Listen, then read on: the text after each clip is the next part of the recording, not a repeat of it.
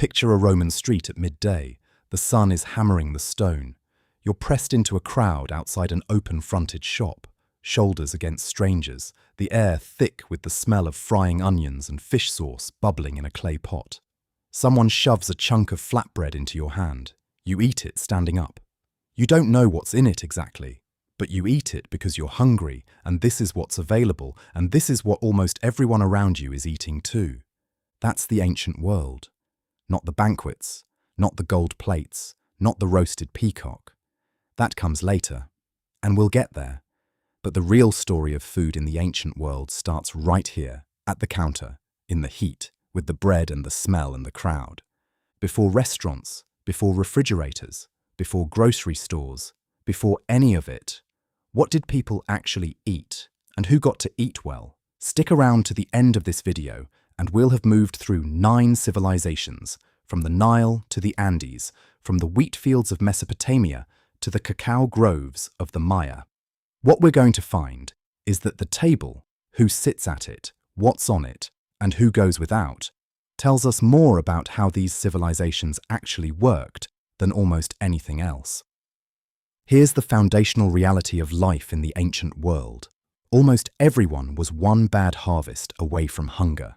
Not inconvenience, not belt-tightening, hunger. The kind that kills children first, and then the elderly, and then works its way through everyone else. Food security wasn't a policy goal in the ancient world. It was the organizing principle of civilization. Cities existed where food could be produced or traded. Empires expanded to control the land that grew grain. Temples were built partly to store it. Armies marched on it. Laws were written to regulate it. Every major institution in the ancient world, at some level, was a food distribution system. And within that system, what you ate told people exactly who you were before you ever opened your mouth. Grain fed the masses. It was cheap, it stored, it travelled. You could grind it, boil it, bake it, ferment it. Barley in Mesopotamia, emmer wheat in Egypt, millet in China. The specific grain changed, but the logic was the same. Give the workers enough grain, and they'll keep working. Run out of grain, and the city falls. Meat fed the powerful. Not always, not exclusively, but as a general rule. If you were eating red meat regularly in the ancient world, you were doing well. Meat was expensive to produce, difficult to preserve, and closely tied to religious ritual. The ordinary person's relationship with meat was occasional, seasonal, and usually connected to a sacrifice or a feast. Spice fed the traders, the people who moved food across distance, across the Mediterranean, along the Silk Road, down the coast of Africa. Those were the people who got access to pepper and cinnamon and saffron, and those spices were worth more than gold by weight in some periods. 3 tables, an enormous gap between all of them. That's the framework. Now let's go back, way back, to where the story starts. Step back nearly 5,000 years. You're in the Nile Valley, and the river has just flooded and receded, leaving a strip of black, mineral-rich silt along both banks. It's some of the most fertile soil on Earth, and the Egyptians knew exactly what to do with it. The Egyptian diet was built on 2 things: bread and beer, not as luxury, as currency. Workers who built the pyramids at Giza were paid in both. Standardized daily rations recorded on papyrus, distributed like a wage. The ration lists have survived. 10 loaves of bread, 1 or 2 jugs of beer, every day, for thousands of workers, for decades. The bread was made from emmer wheat, ground on flat stone querns, mixed with water and sometimes flavored with coriander or fenugreek, baked in clay molds over open fires. It was dense, gritty, and full of sand from the grinding process.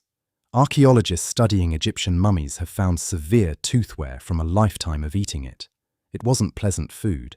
It was fuel. The beer was thick, closer to a liquid bread than what we'd recognize today. Fermented from the same emmer wheat, sometimes sweetened with dates, it was nutritious and safe to drink in a way that the Nile water often wasn't. Everyone drank it. Children drank it. It was caloric and it kept. Beyond bread and beer, the Nile provided something else. Fish, tilapia, catfish, Nile perch, caught in enormous quantities, then dried in the sun or salted and packed into clay jars. Fish was the protein of ordinary Egyptians, available at every level of society from farmers to priests. Tomb paintings show fishermen hauling nets, fish laid out in rows, servants carrying dried fish to storage rooms. Vegetables filled out the diet: onions, leeks, garlic, lentils, cucumbers, and later in the New Kingdom period, chickpeas and fava beans. These weren't side dishes, they were the meal. Onions in particular appear constantly, in ration lists, in tomb paintings, in medical papyri. The workers building the great monuments apparently consumed onions in such quantities that some ancient sources list them as a major construction expense. Meat was different. Beef was sacred, expensive, and almost entirely reserved for temple offerings and the tables of the elite. Ordinary Egyptians ate goat and duck and goose, and even then, mostly at feast days tied to the religious calendar. Day to day, for the farmer in the floodplain or the worker in the quarry, meat was rare enough to be memorable. Honey was the luxury sitting above all of it. Egypt produced it, traded it, offered it to the gods. It appears in medical texts as a treatment for wounds, in religious records as an offering, and in elite household accounts as a sweetener for food and drink. But you almost never find it in the ration lists for ordinary workers. It was the dividing line between a table that had everything and a table that had enough. And that dividing line ran through every meal, in every household, all the way up and down the Nile. Now all of that, the bread, the beer, the dried fish, that's the foundation. But the Egyptian food system had a layer above it that most people don't think about, and it changes how you understand the whole picture. The temples. Egyptian temples weren't just places of worship. They were the largest food production operations in the country. The Temple of Amun at Karnak, at its peak during the New Kingdom, controlled agricultural estates up and down the Nile, managed enormous granaries, employed thousands of priests, bakers, brewers, butchers, and farmers, and processed food on a scale that dwarfs almost anything else in the ancient world. One set of records from the reign of Rameses III lists the temple receiving over 466,000 loaves of bread and 380,000 jugs of beer in a single year. That's not a religious institution. That's an industrial food system wrapped in religious language. The logic behind it was theological, but the effect was economic. When the priests offered food to the gods, specific cuts of meat, specific bread shapes baked in molds designed for ritual use, specific beer varieties brewed to exact formulas, the gods were understood to consume the spiritual essence of the offering. The physical food remained, and once the ceremony was complete, that food flowed back out of the inner sanctuary and was redistributed to the temple staff, the priests, the workers maintaining the complex. The temple was, in practical terms, a food bank, one with very strict rules about who got what and in what order. The gap between what the high priests ate and what the lower temple workers ate was nearly as wide as the gap between the pharaoh and the farmer. Senior priests received cuts of beef, fine white bread made from sieved wheat and imported wine. Junior staff got barley bread and beer. The hierarchy was written directly into the ration. Outside the temples, among the elite households along the Nile, the feast was the primary social event. Tomb paintings from Saqqara and Luxor give us the clearest pictures of what these looked like. Guests seated in rows on low chairs or cushions, women and men sometimes separated, servants moving between them carrying haunches of roasted meat on tall ceramic stands, others pouring wine from narrow-necked jars into shallow cups. Musicians sit to one side, a harpist, a lute player, sometimes a woman keeping rhythm with clappers. The paintings are detailed enough that you can identify the food: whole roasted ducks, legs of beef, stacked loaves, clusters of grapes, pomegranates, figs. The bowls on those tables tell another story. The wealthy ate from faience, a glazed ceramic with a blue-green finish, expensive to produce and unmistakably a status object. Some households used alabaster bowls and obsidian cups. Everyone else used plain clay. The food archaeologists recover from elite tombs versus worker settlements reflects the same divide. Imported wine amphorae and animal bones from large cattle in the wealthy districts, coarse bread molds and fish bones in the workers' quarters. Egyptian wine deserves a mention here because it sits at the edge of that divide. Produced primarily in the Nile Delta, wine was a luxury most ordinary Egyptians rarely touched. The jars were labelled with the vintage, the vineyard, and sometimes a quality rating, the ancient world's earliest wine labels, essentially.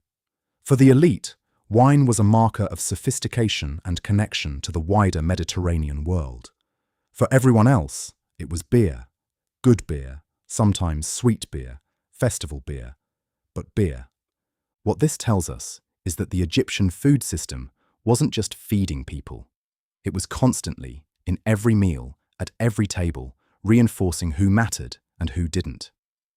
Moving east now, into the river valleys of Mesopotamia, the food culture shifts.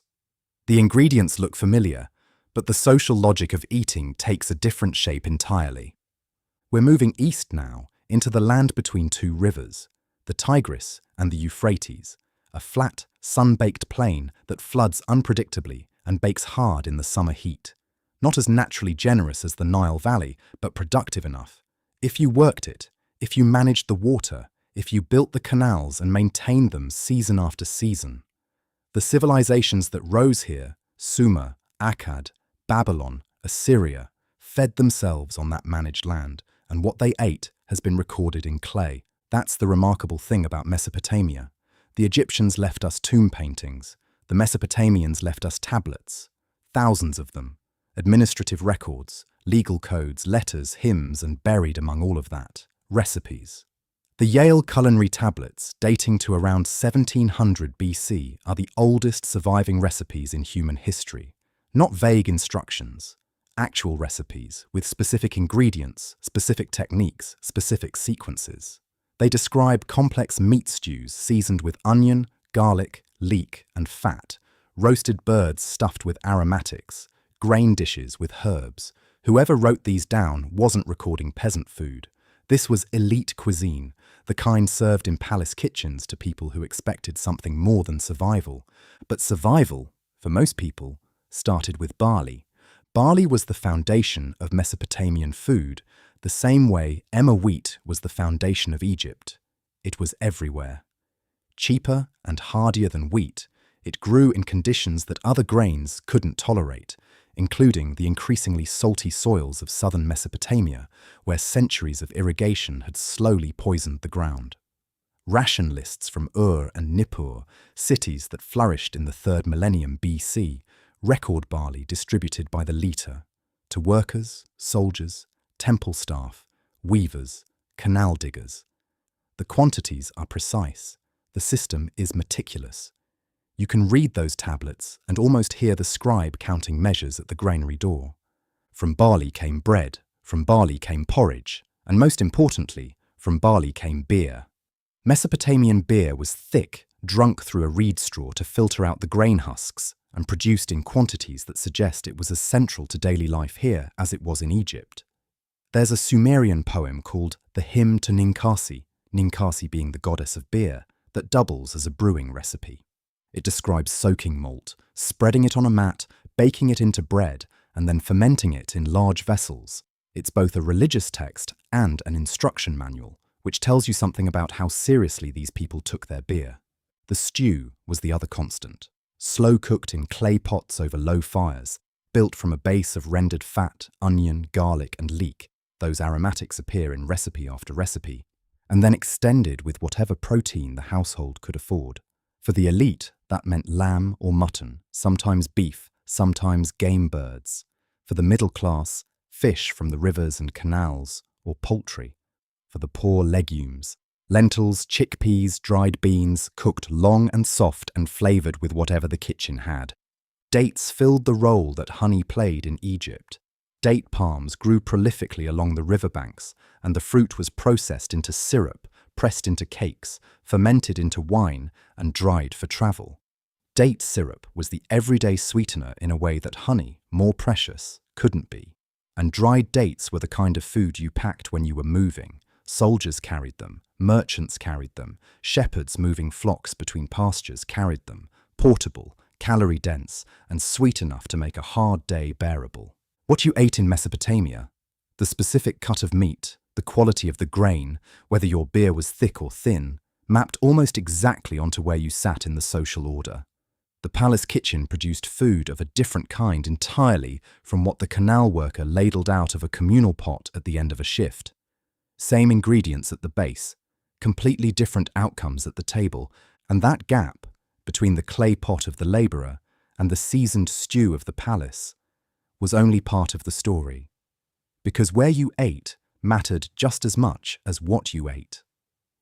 The tavern was one of the oldest social institutions in the ancient world, not a modern bar, not a restaurant, something older and stranger than both, a place where you could get beer, a cooked meal, a bed for the night, and sometimes credit if you were short. In Mesopotamia they called it the Bitsibi, and it sat at the centre of daily life in a way that the palace and the temple, for all their power, simply couldn't reach.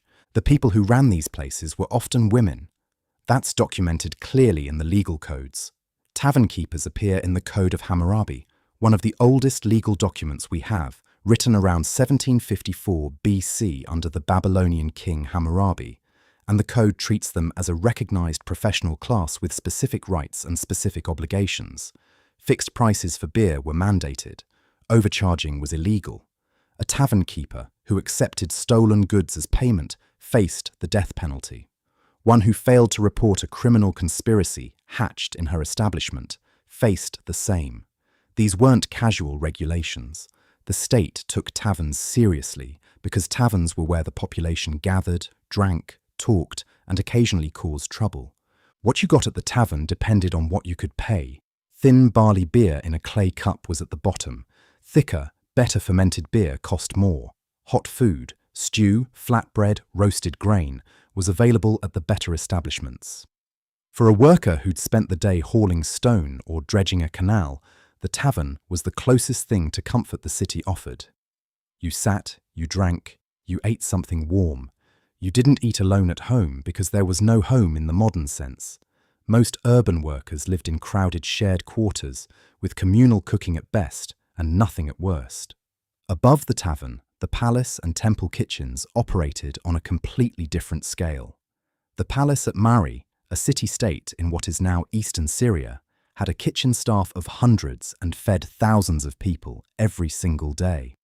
The records from Mari are extraordinary. They track not just what was cooked, but where each portion went, who received what quality of food, which officials got extra rations and which workers got less. Food was the bureaucracy, the kitchen was the administration, and the ration system ran all the way down.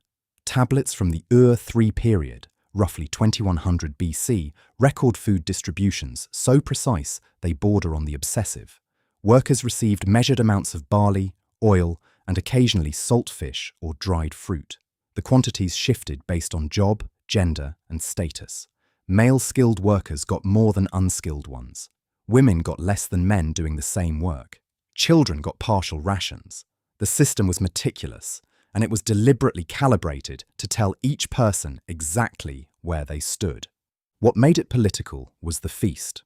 When a Mesopotamian king wanted to demonstrate power, he didn't build a monument. He threw a banquet, or rather, he recorded throwing one.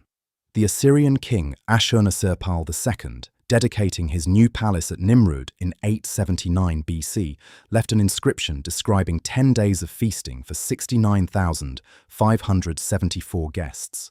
Roasted oxen, sheep, deer, ducks, geese, bread, beer, wine, sesame oil, fish and eggs. The list goes on for lines. Whether the numbers are precise or inflated for effect almost doesn't matter. The point was the gesture. The king who can feed 70,000 people for 10 days is a king who controls the food supply. And the king who controls the food supply controls everything else. From the river valleys, we move now to the sea, to a civilization that didn't grow its wealth, it moved it.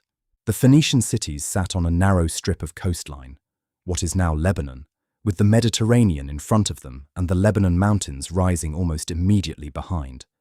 There wasn't much flat land. not enough to farm at the scale Egypt or Mesopotamia could. So the Phoenicians made a decision, or rather, geography made it for them. They wouldn't grow their wealth. They would move it. Their ships were the best in the ancient world. Wide-bellied cargo vessels that could carry amphorae stacked 3 deep in the hold, crewed by sailors who knew the seasonal winds and the hidden rocks and the invisible currents that ran between islands. They went west when other civilizations were still hugging coastlines. They founded Carthage in North Africa. They pushed through the Strait of Gibraltar into the Atlantic, and everywhere they went, they carried food. Wine was the primary cargo.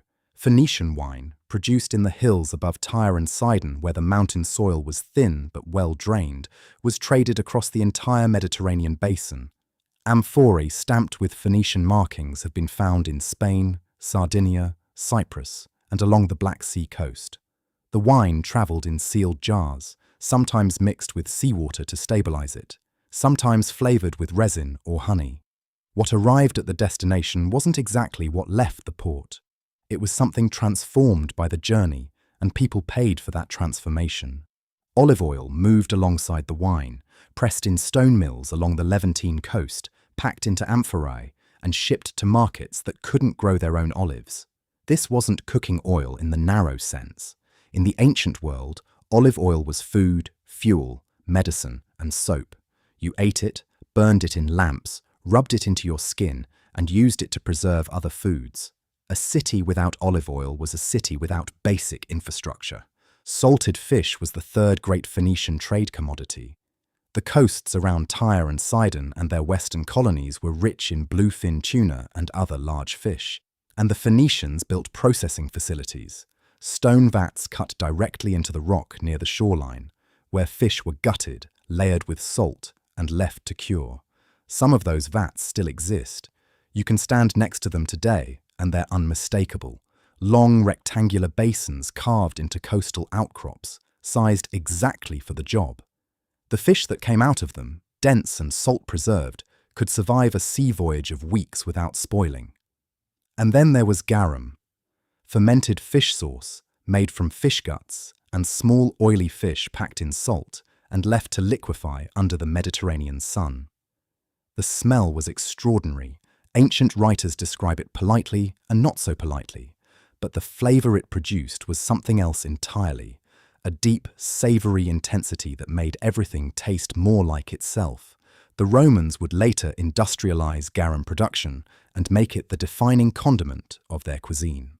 But the origins trace back to these Phoenician coastal processing sites, where the first batches were probably made from the offcuts and leftovers of the salting operation. What the Phoenicians ate themselves, at home, in their cities, reflected the same trading mentality. The Marsia was an elite feast society, a kind of exclusive dining club for wealthy merchants and nobles.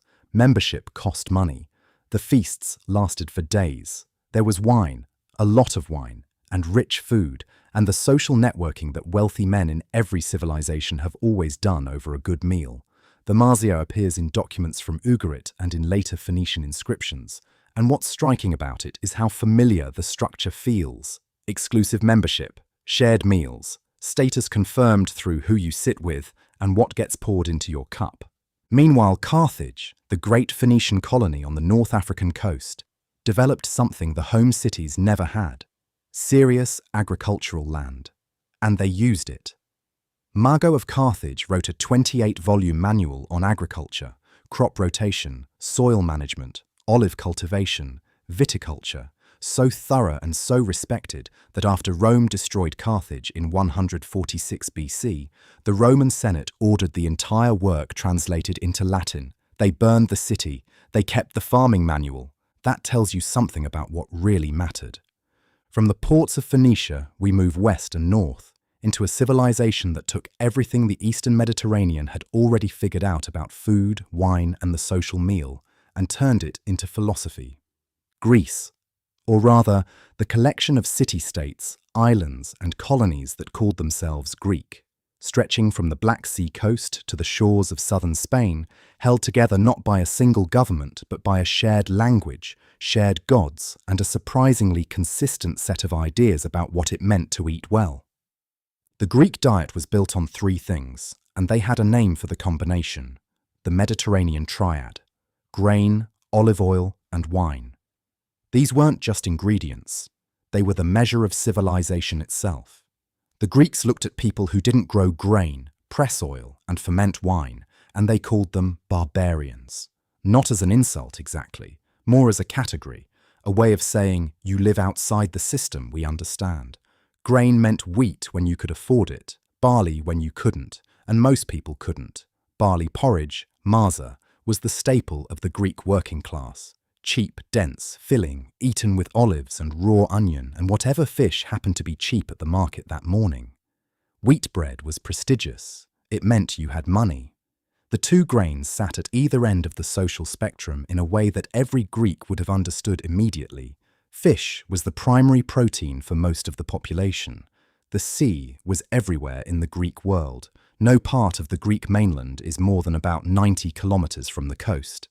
And the fish markets in cities like Athens and Corinth were busy, loud, and central to daily life.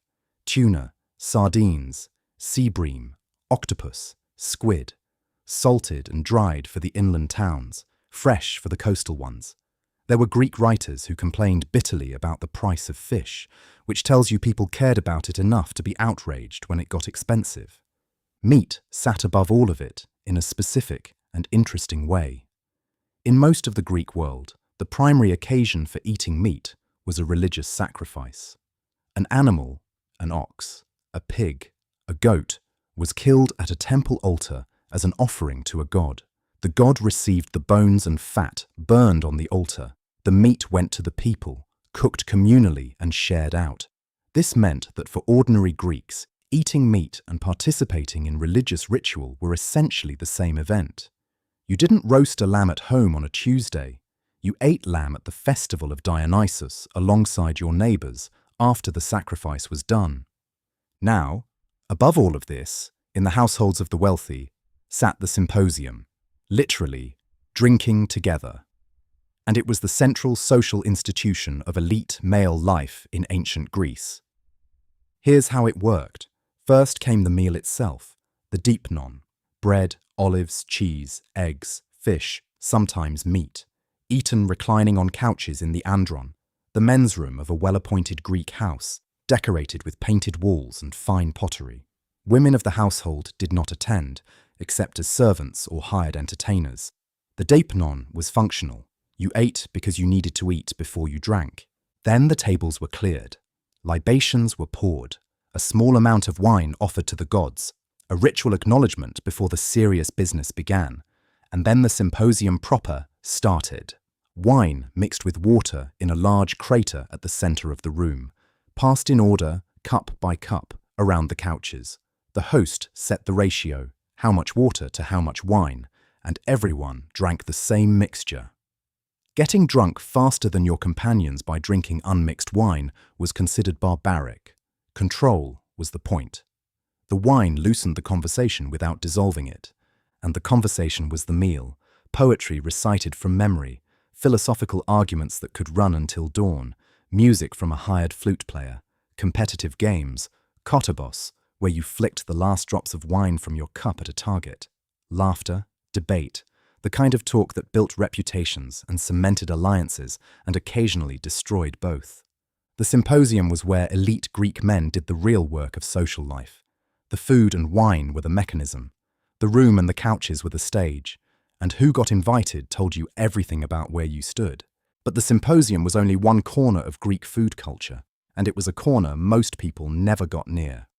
Step down from the andron, walk out through the gate of the wealthy house, turn toward the agora, the central market square of an Athenian neighborhood, and what you find is a completely different world. Louder, cheaper, smelling of charcoal smoke and salted fish and the sharp bite of raw garlic in the morning air. The agora wasn't just a place to buy goods, it was a kitchen. Vendors set up open stalls before dawn and sold hot food directly to the people streaming past on their way to work. Flatbread, still warm from a clay oven. Olives pressed from the bottom of the barrel, cheaper than the good ones. Figs, dried and sticky. Cooked lentils ladled into a bowl you brought yourself. Fried fish, the small ones, sardines and anchovies, that were too cheap to bother salting. You ate standing up, or walking, or sitting on a low wall with your back to the noise. There were no chairs, there was no table. You ate, and you moved on. This was the diet of the working Greek, not the Triad in its elegant philosophical form, not fine olive oil and aged wine and wheaten bread arranged on a symposium table. The real version. Barley porridge, marza, ground coarse and mixed with water or oil or whatever was cheapest, shaped into a flat cake and eaten cold if there was no fire. Supplemented with raw onion, raw garlic, a smear of bean paste if you had it, a piece of dried fish on a good day. The ancient sources are almost apologetic about it. Greek writers describe this diet in the same tone a modern person might describe eating plain crackers for dinner. It was sustenance. It wasn't food that anyone was proud of. The kapalion served the people who had no kitchen at all. A Greek cookshop, usually a small dark room with a counter facing the street, a fire in the back, and a few rough benches inside for customers who wanted to sit while they ate. Hot stew, hot porridge, rough wine cut with more water than the symposium crowd would tolerate. In a city like Athens, where a large portion of the population lived in crowded rental rooms with no cooking facilities, the kapalion was the only option. You either ate there or you ate cold. And then, below even the kapalion customer, were the slaves. Roughly a third of the population of classical Athens, some estimates push higher, were enslaved. Their diet is documented in household accounts, in comic plays where hungry slaves joke about their rations, and in the occasional philosophical text where someone mentions feeding the household as an afterthought. Thin barley gruel, dried figs, salt fish, the cheapest grade, the kind that had been salted too long or came from the wrong part of the fish. Enough calories to keep a person working, not much more. What they ate depended entirely on the household they belonged to. A slave in a wealthy home might eat the scraps from a symposium table. Leftover bread, picked over fish bones, diluted wine. A slave in a mining operation, down in the silver mines at Lorient south of Athens, ate whatever kept them alive long enough to be useful. The accounts from Lorient don't make pleasant reading. Greek food snobbery sat above all of this, vivid and documented. Athenian writers complained about men who ate too much garlic. It marked you as low class, rural, unrefined. Buying cheap fish instead of expensive fish was a sign of poverty you were supposed to hide. Eating standing up in the agora instead of reclining at a proper table was something you did only if you had no choice. The food told your story before you said a word. Cross the Adriatic, move west, and the food culture gets louder, denser, and more documented than anywhere else we've been. Rome at its peak held somewhere between 1 million and 1.5 million people inside its walls. That's a number that strains the imagination when you think about what feeding it actually required. Every day, grain from Egypt and North Africa arriving at the port of Ostia, hauled upriver on barges, unloaded at warehouses along the Tiber, ground into flour, baked into bread, and distributed through a network of shops and stalls and state handout points that covered the entire city. The logistics were staggering, and they had to work every single day because a city that size doesn't go hungry quietly.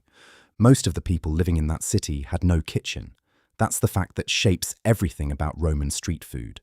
The vast majority of Rome's population lived in insulae, apartment blocks, sometimes 5 or 6 stories tall, built fast and packed tight in every neighborhood. The ground floor might have a proper room with a hearth. By the time you got to the upper floors, where the rent was cheapest and the poorest residents lived, there was no cooking facility at all. Open flames in wooden upper floor apartments were a fire risk the city had learned about the hard way, repeatedly. So you didn't cook at home. You ate out, every meal, every day. That's what created the thermopolium. The word comes from the Greek, thermos, hot, polio, to sell. A place that sells hot things. And it was exactly that. A counter facing the street, built from stone, with large ceramic vessels called dolia sunk directly into the counter surface, their wide mouths open and level with the top. Inside those vessels, food kept warm over charcoal braziers set underneath. You walked up, pointed at what you wanted, paid a small coin, and walked away with your food. No table, no seating usually, just the counter, the food, and the street. Pompeii gives us the clearest picture of what this looked like in practice, because Pompeii stopped in 79 AD and never changed after that. The city had more than 80 thermopolia, in a town of maybe 20,000 people. That's one food counter for every 250 residents. And when archaeologists excavated those counters, they found something remarkable. The food was still there, still inside the dolia, carbonized and preserved under the ash. Duck bones, pork, fish, snails, fava beans, eggs. A menu that looks, honestly, not that different from what you'd find at a simple trattoria today. The Roman street diet was built on bread first, dense wheat loaves baked in wood-fired ovens, sold from bakeries that often had their own millstones out front, the grain ground and baked on the same premises. Alongside the bread, olives, chickpeas fried in oil, sausages made from pork offcuts and spiced with pepper and cumin, salt pork boiled soft, and whatever organ meat was cheap enough to move quickly. Pork was the Roman meat. Beef was expensive. Pork was everywhere. In the sausages hanging from hooks at the butcher's counter, in the stewed dishes at the thermopolium, in the blood sausages sold hot near the amphitheatre on games days. And over almost everything, garum. The fermented fish sauce that we first saw in its Phoenician origins now appears here in its fully industrialized Roman form. Factories in Pompeii produced it in enormous quantities. Factories along the Spanish coast shipped it in amphorae across the entire empire. The smell coming off those production facilities was apparently something that neighboring towns complained about formerly, but the flavor it produced was worth it, that deep, salty, savory intensity that made plain food taste like something. Romans put it on bread. They stirred it into stew. They mixed it with wine and water and drank it. Garum was the seasoning that ran through every class and every meal, from the thermopolium counter to the senator's dining room. The street was where most of Rome actually ate. But above the street, a different kind of Roman food was happening entirely. The Roman convivium, the banquet, was not a meal, not really. It was a performance, a carefully staged demonstration of exactly where you stood, how much you had, and how far others were below you. Every detail was calculated, every detail was read. The room itself announced it first. The triclinium, the dining room of a wealthy Roman house, was arranged around 3 couches set in a U-shape, each couch holding 3 reclining guests. The host's position faced the door. From there, every other spot in the room was a precise rank below his. The guest of highest honor reclined at his right. The least important guest sat at the far end of the lowest couch, facing the kitchen. Everyone in that room knew the geometry. Everyone understood what their position said about them before a single dish arrived. And what arrived on the dishes was the other message. Roman cookbooks survive.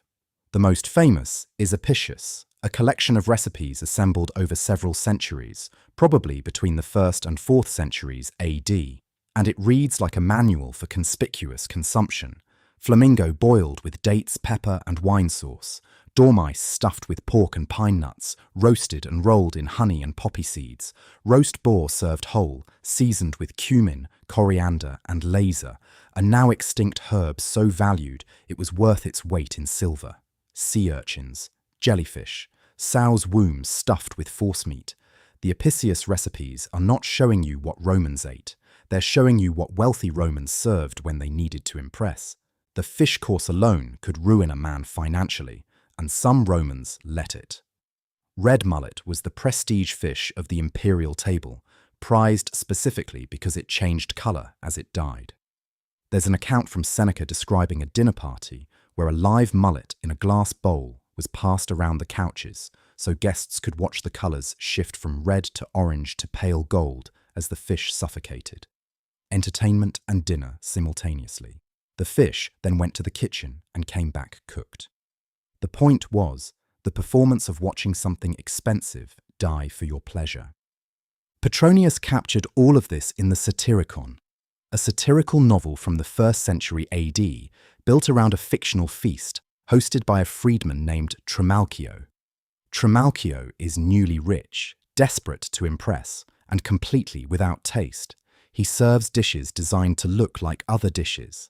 He interrupts dinner with theatrical performances.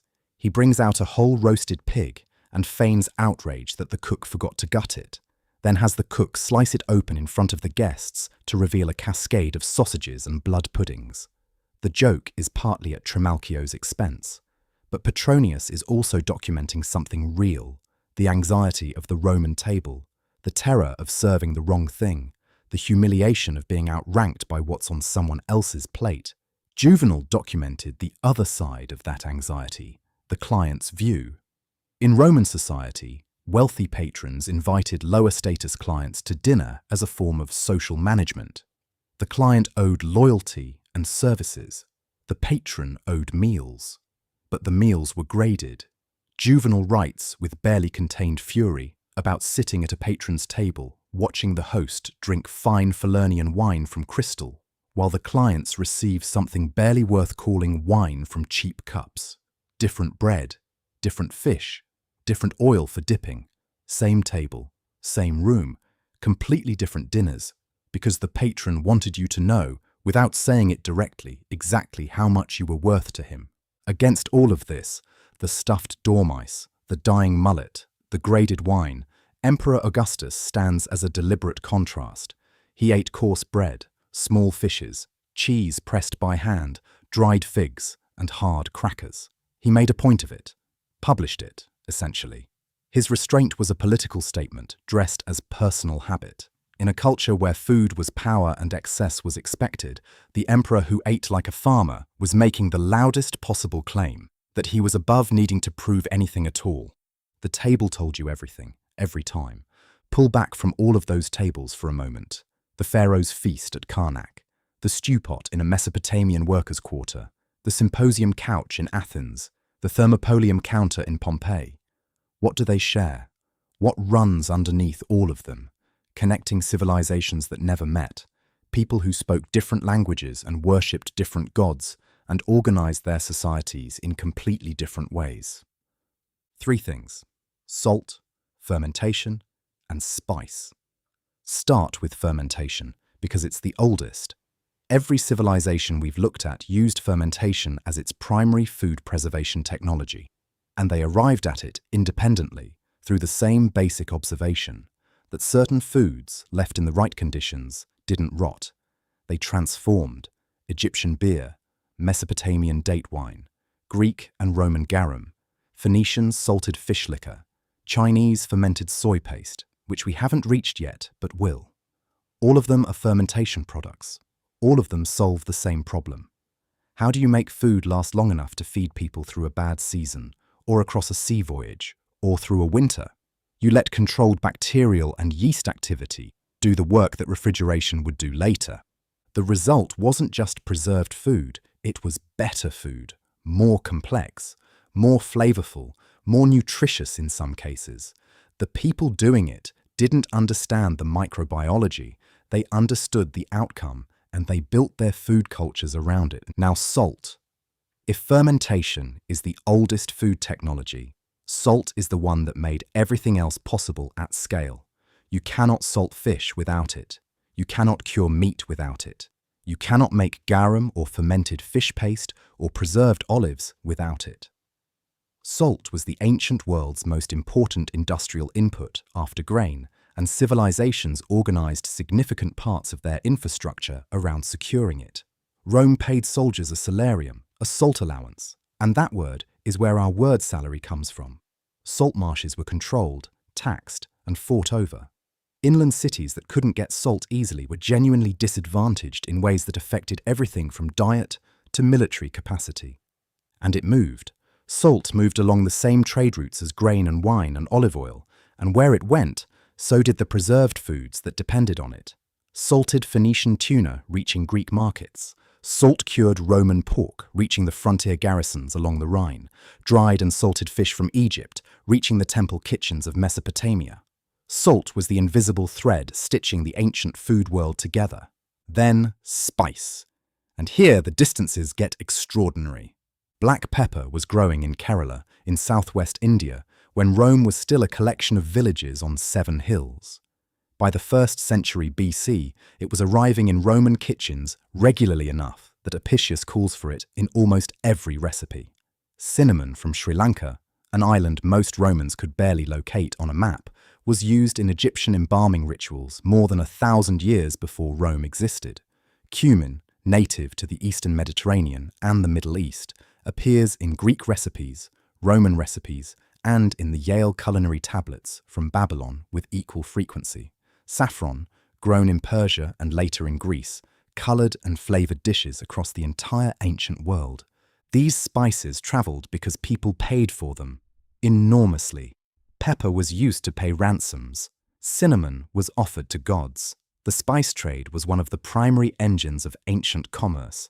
It drove Phoenician expansion westward, drew Rome into trade relationships with India and Arabia, and created the economic logic behind dozens of colonial settlements along the Mediterranean coast. What's striking is this: the same handful of ingredients, salt, fermented condiments, a small group of spices, appear in the food of every civilization in this video. The specific dishes are different. The social meaning of eating them is different. But underneath it all, the same human instinct is at work. Preserve what you have. Make it taste like something. Move it as far as you can. So here's what you're left with after all of that. After the pyramid workers eating gritty bread at dawn, after the Babylonian scribe counting barley measures at the granary door, after the Phoenician merchant drinking wine on a ship somewhere between Tyre and Carthage, after the Athenian slave eating thin gruel in a house where the Symposium is happening 2 rooms away, after the Roman client watching his patron pour better wine into a better cup. A pattern, clear and consistent across every civilization we've walked through. At the bottom of every food system, grain. Always grain. Barley in Mesopotamia, emmer in Egypt, wheat in Rome, millet somewhere further east. Whatever the local soil would grow reliably, that became the base. Ground, cooked, fermented or baked into the daily ration that kept the labour force alive and moving. The state managed it, the temple stored it, the palace distributed it, and the people at the very bottom of the system received exactly enough of it to keep working, not more. The calculations on those ration tablets are precise in a way that tells you the people doing the calculating understood the arithmetic of human survival very clearly. Above the grain, meat. And in every single civilization we've looked at, meat worked the same way. It was the clearest possible signal that you had more than you needed. You didn't eat beef in Egypt unless you were a priest or a noble. You didn't eat mutton in Babylon unless the palace kitchen had your name on a list. You didn't roast a whole animal in Greece unless a god had sanctioned it and the neighborhood was sharing the cost. The ordinary person's relationship with meat was occasional, ritualized, and tied either to religious ceremony or to someone powerful deciding to be generous. Meat was not food. Meat was a statement. And running through every level of every food system, binding it all together, the fermented condiment, beer, wine, fish sauce, date syrup, the shared drink and the flavour-making liquid that turned plain grain into something bearable. In every civilization, these weren't luxuries at the bottom of the social ladder. They were necessities. The Egyptian worker needed his beer the same way the Roman street vendor needed his garum. The flavours changed, the function didn't. What changes, civilization to civilization, is the specific ingredient, the specific grain, the specific fish, the specific spice that marks sophistication. What never changes is the structure underneath, the table as a map of the social order, readable at a glance by anyone who sat down at it. Who fed you, what they fed you, where you sat while you ate it. These weren't incidental details of ancient life. They were the substance of it. The food system was the social system. The ration was the rank. The feast was the power. The people who built these civilizations, the ones hauling stone and dredging canals and pressing olives and curing fish, they weren't abstractions. They were hungry in the morning and tired at night and grateful for anything that tasted like more than survival. That's what the ration tablets and the recipe books and the graffiti on the walls of Pompeii's Thermopolia are actually telling us, if you read them right. We started on a Roman street, midday heat, the smell of fish sauce and frying onions drifting from a stone counter. A city of 1 million people figuring out, one meal at a time, how to stay alive and stay fed. The answer to what they ate is simple. It depended entirely on who you were. The gap between the palace table and the street corner was the same gap that shaped everything else. The law, the labor, the architecture, the religion. Food was never just food. It was the clearest map anyone drew of the ancient world. These civilizations are gone. But the bread, the salt, the fermented condiment, the shared drink, those are still here, still doing the same work they always did. That continuity is worth sitting with for a moment. If there's another civilization, another corner of the ancient world you want to walk through, the granaries of the Indus Valley, the feast halls of China, the markets of Carthage, let me know in the comments. I'd love to keep building this journey with you. This video is brought to you by the Paladin Learn History app.